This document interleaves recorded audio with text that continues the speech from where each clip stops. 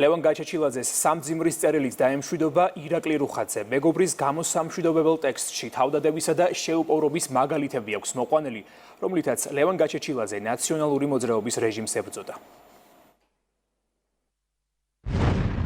აღარ ყავს ლევან გაჩეჩილაძე, აღარ ყავს გრეჩიხა. ლევანის წასვლით საქართველოს ღირსეული შვიდი დაკარგა. იგი დამარცხდა უკურნებელ სენთან, დამარცხდა ხანგრძლივი თავდაუზოგავი ბრძოლის შემდეგ. ყველა ვინც ამ ბრძოლას უყურეთ, გაუცებულები ვიყავით მისი ენერგიით და შეუპოვრობით, მისი სიძლიერით ბოლო წუთამდე, ბოლო ამოსუნთქვამდე.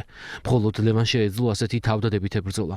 ებრძოლა ისე, როგორც 18 წლის წინ ებრძოდა სხვა სენს, რომელიც მაშინ ჩვენს ქვეყანას ჰქონდა მოდებული. ოღონდ მაშინ ლევანმა ისენი დაამარცხა, თუმცა გამარჯვება მას თაღლითურად წახლიდეს.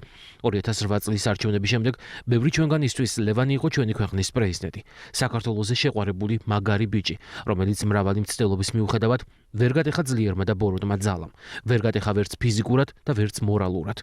ზუსტად ამ სიყვარულის გამო 2008 წლის აგვისტოში, როცა საქართველოს განადგურების საფრთხის წინაშე იდგა, ლევანმა თავის მომხრეებს მოუწოდა, რომ დაევიწყებინათ განსხვავებული შეხედულებები და საქართველოს ინტერესებიდან გამომდინარე იმ ხალხის გვერდით დამდგარიყვნენ, ვინც მას პრეზიდენტობა მობარა. აი ასეთი იყო გრეჩიხა.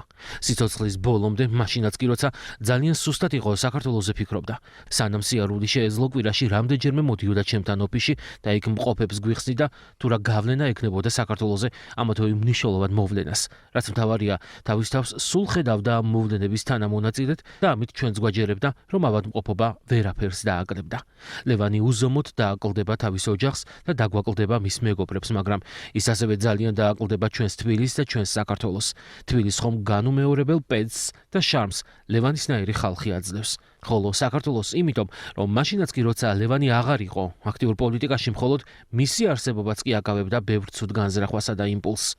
ნათელი დაადგეს.